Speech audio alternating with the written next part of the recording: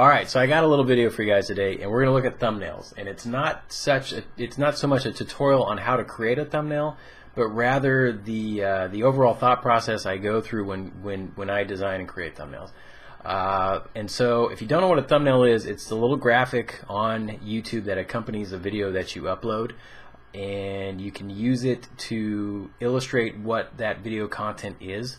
I wanted to show you some samples though. Right off the bat here, you'll see I have Xbox Ahoy's channel loaded up, and over the years I've considered him a good example of very effective thumbnails. He's a very talented designer, and his thumbnails are very clean. They're always very consistent, and you can easily tell what the content is without having to read the title of the video. He's done a really good job over the years, and he does a good job at setting an overall design based on the game that he's designing for. So you can easily tell what series, say like his weapons here, what series his weapons fall into just by the overall look of the thumbnail. You can tell that that they're different series based on the overall look of them, and they're always very consistent. I find his thumbnails really effective. Another channel that I like that are very different from Xbox Ahoy is Epic Mealtime, and their thumbnails are very loud, they're very vibrant, but they do a great job at capturing you and making you want to click in and check them out and give them a view. When they're kind of all mashed up together here on the video page, though, they are very busy, but when they're standalone in the subscription feed, they work very well, and for that I think they're extremely well done and very effective thumbnails here.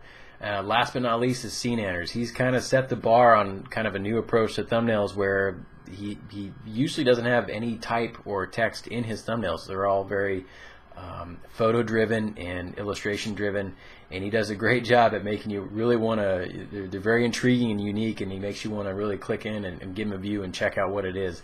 There's been a lot of people copying Adam's thumbnails, and because they're great. I mean, it's a very well done and a great idea as far as thumbnails goes.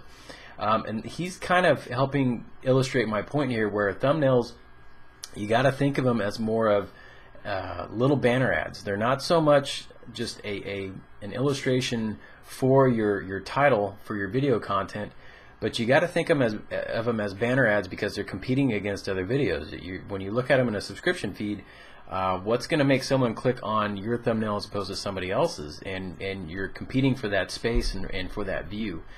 So if you think of it as a way of advertisement and more a banner to get people to click in, then it does kind of change your approach and thinking on how to create thumbnails in general.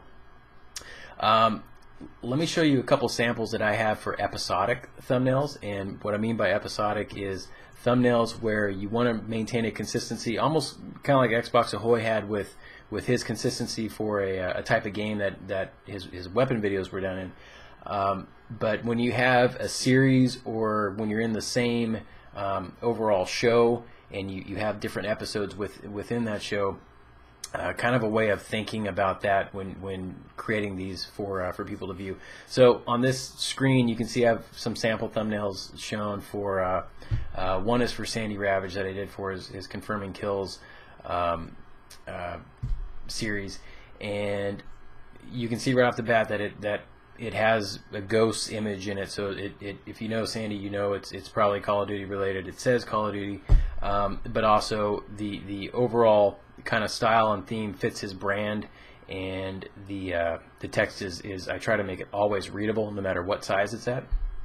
But you can see outside of just a number changing in the upper right hand corner, we do have some subtle color variations in each one that helps show the user that you're progressing through the episodes, and you're not rewatching one you've already seen in some way, and hopefully not being too confusing, but keeping it consistent.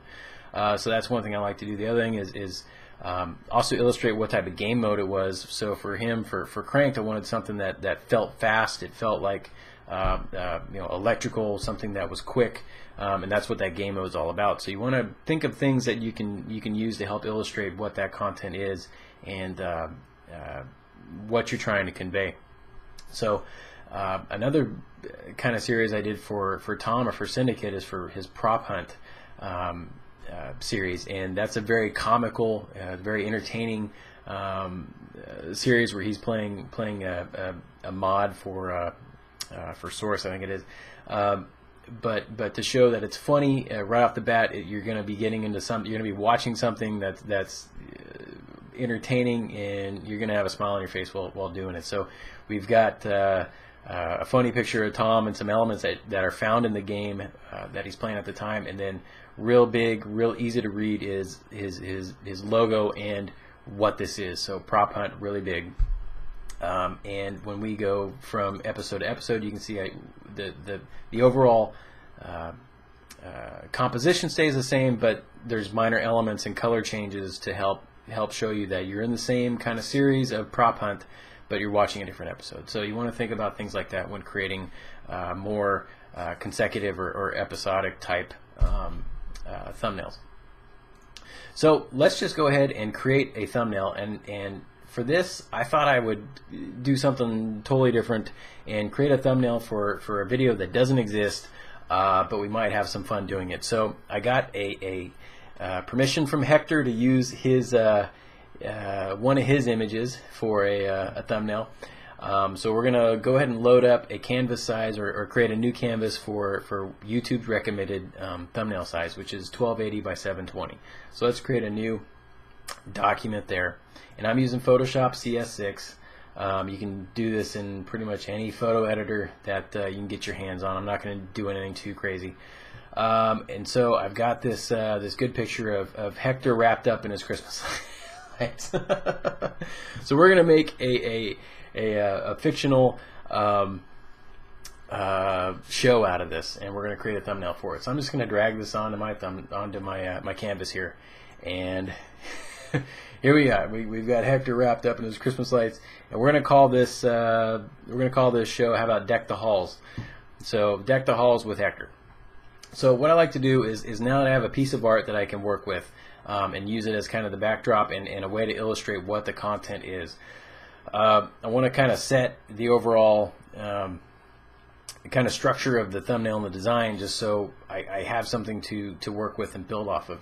So imagine that you're doing a show on a cooking show or something. This image could be a photo of what you're cooking. You know, it doesn't have to be. This isn't the structure isn't specific to the content for this thumbnail. So you can change up whatever you want. It could be a gaming thumbnail. You know, it could be a picture of the game on the right hand side. It could be pretty much anything. But let's go ahead, and I'm going to go ahead and finish this off and create a thumbnail, and I'm going to show you how to kind of test it real quick. So let's go ahead and give the background a little bit of color. Now let's use the green from his shirt to make it kind of consistent. And since it is Christmassy, let's go ahead and use green for Christmassy. So I'm going to drag out a gradient for the background. So I'm on the background layer, and I'm just going to put a big dash of color there, and then I want to fade the photo of Hector out kind of gradually. So we have a kind of a seamless transition into the green, and the green is going to help serve as a background to give us some more contrast against the type that I'm going to put there. So I'm going to create a layer mask and use the gradient tool again, but use just black to transparent, and I'm just going to kind of drag out to mask off that right hand side of Hector. So let's go ahead and drag him over a little bit, give us some more room to work with. And I want to do a kind of a left aligned thumbnail.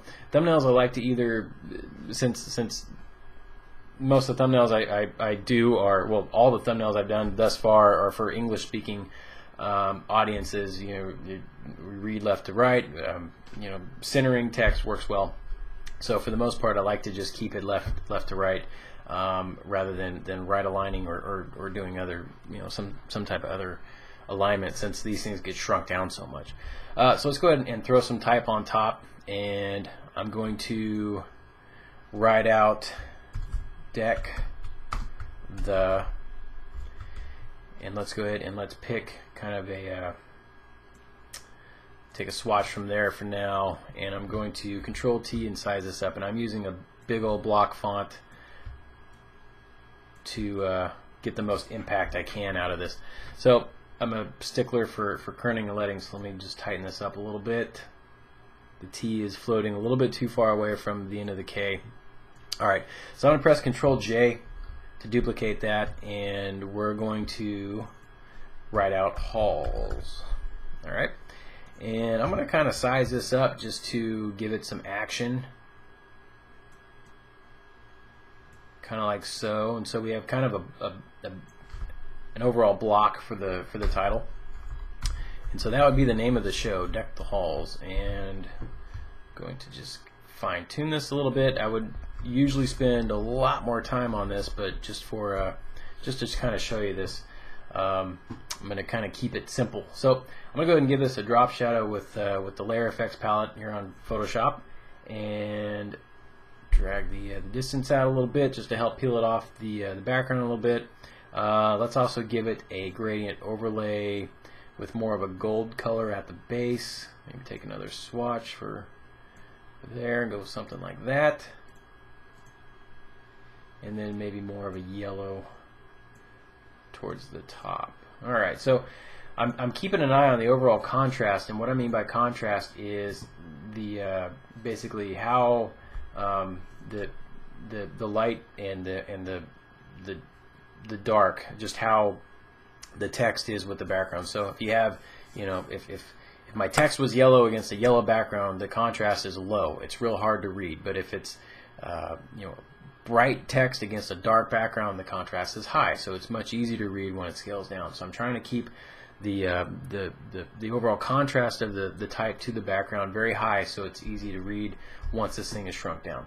And last but not least, let's write with Hector, but let's use kind of a red, very bright red.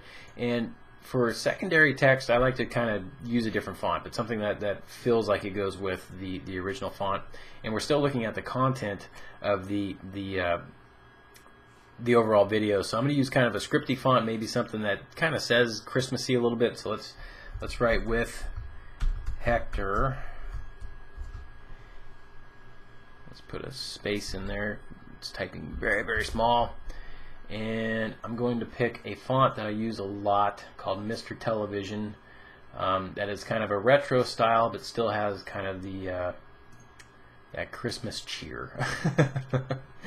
So let's give it, feels like holidays. Let's fix the color, and then I'm going to press Control T, hold Shift, and scale that up.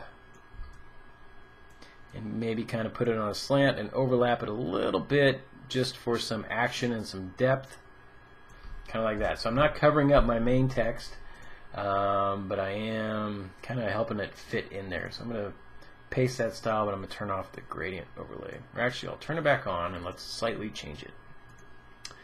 So I would probably add a lot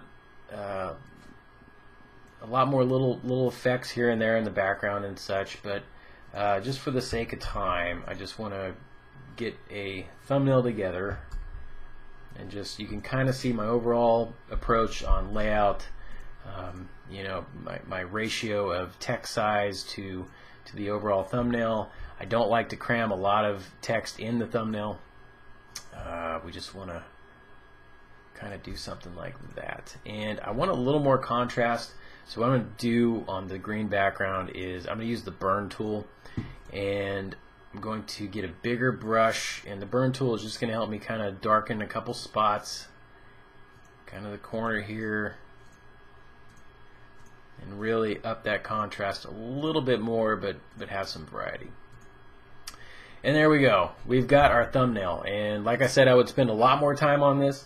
But before I do, I want to test it. So I want to see just how effective it's going to be. So what I like to do is I like to go back to my YouTube page and load up the subscriptions view. So what I like to do here is, on Windows you can press Alt and print screen, and it will take a screen grab of the browser. On Mac, it's like, I'm looking at my Mac and I can't remember what it is. I always get confused. It's like Control Command 3 or 4 or something like that. You can Google it. But yeah, so holding Alt and pressing print screen will usually grab you a screen grab of the browser here. So I'm going to go back to Photoshop, and I'm going to press Control N, and hopefully Photoshop it'll see what that print screen size was. So you can see it already pre-filled 1459 by 1036. So that's just happened to be what my browser window was. So I'm gonna press OK. I'm gonna press Control V and just paste in my browser window. Now I'm not gonna save this this screen grab or anything unless I have to show somebody for some reason. But what I like to do is just kind of look at it and then take the thumbnail, and I'm going to turn the background into a layer, and holding Shift and selecting all of my my layers here, I can put them in a folder group by clicking the folder button. I can press Control J to create a duplicate copy of that folder. Then I'm going to press Control E to merge everything in it into a single layer.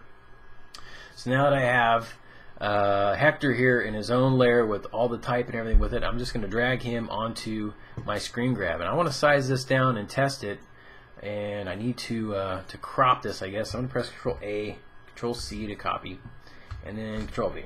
There we go. We had some inherited some extra elements there. So I'm going to press Control T, and I'm going to hold Shift, and I'm not trying to be precise here. And I'm going to borrow LZ Marie's video content here, and I'm just going to size it over this thumbnail and just kind of step back and say, okay, does this look effective compared to other thumbnails around it? What you want to do is, I have another YouTube account that is subscribed to a bunch of different channels, purposely just so my subscription feed will have a huge variety of thumbnails. And what I like to do is take a screen grab of that and then overlay my thumbnail in there, and then literally take a step back and look at it and think, how does it compete with the other thumbnails around it? What I want to click on it? Is it a banner ad that is advertising, click me, click here, give me a view, check this out. And then if it passes that quick eyeball test, then what I'll do is I'll go back and I'll keep fine-tuning the thumbnail and get it just pixel perfect in my as best I can, and then have it ready to upload with the video. So you can test this across other pages. You can go to your channel page and look and see what it will look like directly on your channel. But I highly recommend you test it like this when you're especially creating a a new thumbnail that's going to have it's going to be a template for other thumbnails. So I do this a lot, where before I get even to a final overall layout, I will test this many times and just kind of look at it at this size and see and think, is it still effective? Does it still work? And that's one of the reasons why the Epic Mealtime thumbnails work so well, is that if you can imagine one of their thumbnails in your subscription feed around others, they're very vibrant, they're very loud, and they work well in that regards. And same with Adams with CNANR. So if you think of it in that as a banner ad in that placement on the subscription feed, then you can see why they're effective and why it makes people want to click on them and check them out. So that's kind of a roundabout overview. I hope it helps you out in some way to look at thumbnails, and don't look at them as just illustrations of your title to your video, but rather they should illustrate the content, the overall tone and theme of the content. So if it's funny, make the thumbnail funny. If it's serious, make the thumbnail serious in tone and nature. And then think of it as a banner ad. So it's going to compete against other thumbnails to get people to click on them, because if you're like me, I've got maybe time in the day to watch maybe 2 videos. So what I choose to watch is very based on not just title, but thumbnail weighs very heavily on my choice or of what I'm going to click on and watch. So keep those things in mind when creating these. Again, I hope they helped you out. Leave comments below if you still have questions or anything like that.